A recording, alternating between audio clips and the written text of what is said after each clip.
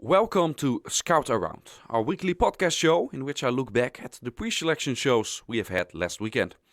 And I got the honor myself to follow the third semi-final of Melodifestivalen in Sweden. And the big favorites in advance lived up to the expectations. Idols winner Lisa Ajax and former Melodifestivalen participant Oscar Zia made it straight to the final, whilst Saraha, with a song written by Arash, and professional football player Boris René will go to Andra Chansen in 2 weeks. In Iceland, Greta Salom was also victorious in the final of Söngvakeppnin. She will represent her country in Stockholm with the song Hear Them Calling, the English version of Radinar, and an act that can be compared to Loreen and Mans Zelmerleu. Ukraine has its comeback entry for Stockholm. Jamala, who tried to represent her country before, won in a messy national final with her song 1944. Editor Dave Boomkens followed the show in Ukraine for us. And Dave, do you think this was the best song for Eurovision that they have picked? Yes, I think so. Jamala had a beautiful story, beautiful performance. Maybe the hard kiss was a little more international. But yes, this is the right choice for Ukraine, I think. And it's a spicy choice because this is not a typical song. There's a real meaning to the song 1944. Exactly, yeah. The song refers to the year in which Stalin uprooted Tatars from their homeland, in 1944. And this song is a combination of a mid-tempo pop song and some political lyrics. And what do you think about the chances with a song like this at Eurovision? I think it could be a big contender. At one side, because the message is very political, but also very strong, I think. It reminds me a little bit of Albania 2012, Soes. Yeah, because of the vocal power, the vocal skills she can deploy in this song, you mean? Mm-hmm. Yeah, the vocal skills are unbelievable. That's great. The song is half English and half Crimean Tatar, and that makes the song very interesting. You followed the national final in Ukraine for us in a blog at escdaily.com, and you tuned in at 6 in the evening, and you tuned out around midnight. It was a very messy show, right?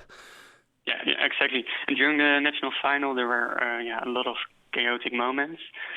For example, there was a heavy discussion between the jury members Konstantin and Andrei, and that was about the participation of Sunse. The big question was, is their song against the Eurovision rules or not? And there was one striking detail on YouTube.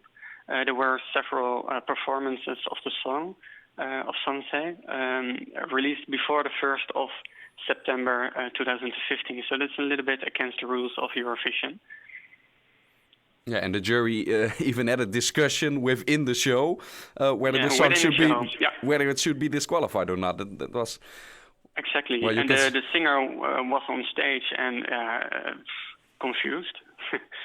And there was also some discussion about the winner in the end, about Jamala, right? Yes. On Twitter, there were some rumors about a withdrawal of Jamala before the final results. But she was there on stage, and she became a first. Okay, thank you for watching the show in Ukraine for us this weekend, Dave Boomkens. Greta Paja reached the final in Estonia. She qualified from the second semi-final with her song Stories Untold and will perform again together with the other 4 qualifiers: Meister Jaan, Go Away Bird, Yuri Pootsman and I Wear Experiment. Tanya, who got on stage in 2014 for Estonia, got eliminated as a part of the group Lala Ladies. The final field of Adal in Hungary is known after the second semi-final took place this weekend in Budapest. Freddie's song Pioneer easily qualified and is one of the main contenders for the final next Saturday. Steve van Gorkum was in Hungary for us. And Steve, who form the biggest rivals of Freddie? I would say Petrushka is also one of the entries that received a lot of points from the juries. You have, of course, András Kalai-Sanders with his band in there. He's a huge name in Hungarian music industry. He represented Hungary already before the Eurovision, finished top 5. He's always a candidate. Ola Gergő is in there. That's my personal favorite. I think that would be the best entry for them at Eurovision if they sent that song. He's been doing well in both the jury scores and in the app vote. So I would say those are Freddie's main competitors. You name a lot of contenders from the first semi-final of last week. Was this the weaker semi-final, the one of this weekend? Yes, it was weaker.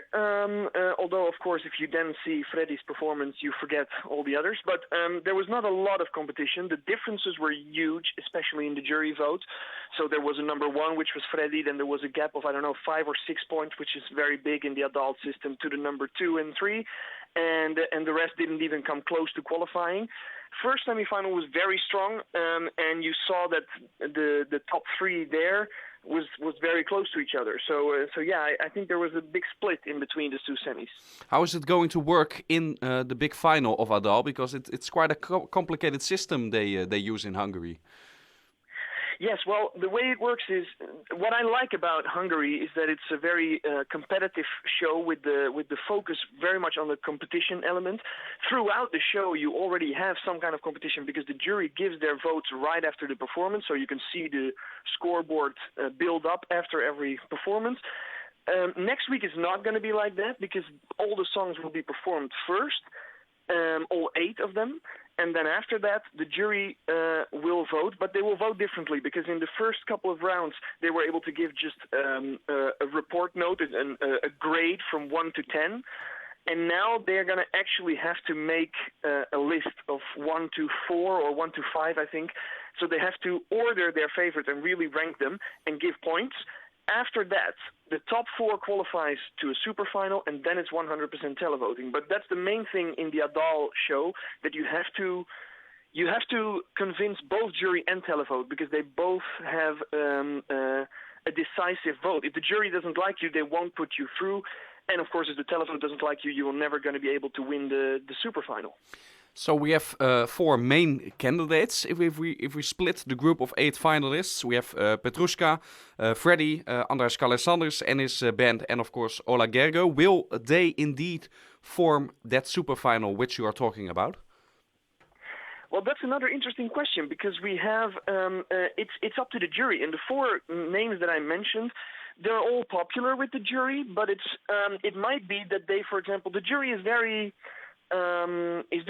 strange in Hungary, and they don't shy away. In previous years, they have never shied away from taking out big names, from doing something strange to influence the competition.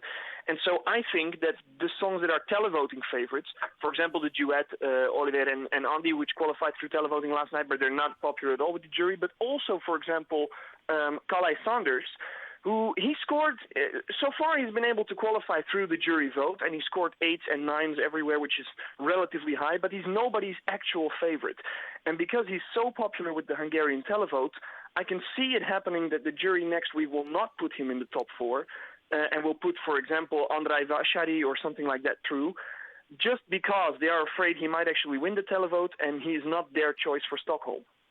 Is this a wise system? Of course, Hungary has scored well at Eurovision in the last couple of years using the Adal system, but there are also some flaws in this contest. It's not always democratic, and especially we've seen it in previous years as well. It really depends, because the jury is very powerful. The jury sends through in the first round 5 songs, televoting only 1. In the second round, like yesterday, the semifinals, they sent through 3 songs, televote again only 1. And we've also seen in the year that Kalai-Sanders won without his band with Running, that basically all the televoting results from the first 5 heats were always diminished the next week by the jury. So basically your vote counted for almost nothing. And but we also seen the opposite. It really depends on the year because, for example, then if you look at by Alex in the past, he always qualified over the televote, and then in the final, the jury thought, well, he had such a huge support among televoters, we now have to put him through into the final four. So sometimes they listen, but sometimes they just do whatever they want for themselves, and so it's not really democratic. If I were a Hungarian, I would be very hesitant to actually cast my televote because you never know whether they're actually going to listen to it. But in the end, in those final four, it's a 100% televote. So in that sense, the crowd will get a chance to actually choose their favorite. And I mean, the winner's always right. You know, that's the thing. In Hungary, the results have been great. The people watch the show. Adal is super popular here. We even had, during the 8 o'clock news, we had a preview for this semifinal. I was watching the news, and they were already looking forward to and asking some questions and analyzing the semifinal. So the show is really popular. The results of Hungary in the competition are good. And in that sense, I would say the winner is always right. So finally, it's a hard call. It's a difficult call. But who will win Adal, you think, next weekend? Freddy, because he is the only one who is really, really popular among both jury and televotes. So that would be my number one favorite. Thank you, Steve van Gorkum, Chief Editor of ESC Daily. Finland also had its last heat before the grand final. Another 3 acts made it to that final. Tuli Okkonen, Sanja and the Barbecue Barbies qualified, and they joined the 6 other contenders in Finland. And especially the rocker chicks of Barbecue Barbies made a big impression on our editor Jill Gaffrey. You can read back her blog on this website. In Lithuania, Aiste Pilvelite remains one of the main candidates to represent her country. The 36-year-old singer was once again the winner of another show of Eurovisios. The final on March 12th is coming closer, and from now on the remaining 10 acts will take it up against each other. Latvia has 4 acts left for the final. Just, with the song Heartbeat, is the main contender to win the whole show of Supernova, especially now that Markus Riva got eliminated. To refresh your memory, the song Heartbeat by Just is composed by Aminata, who represented Latvia last year, with quite some success. This was Scout Around for this week. Be sure to check out our website, escdaily.com, for all the other pre-selections this week, and of course many national finals next weekend.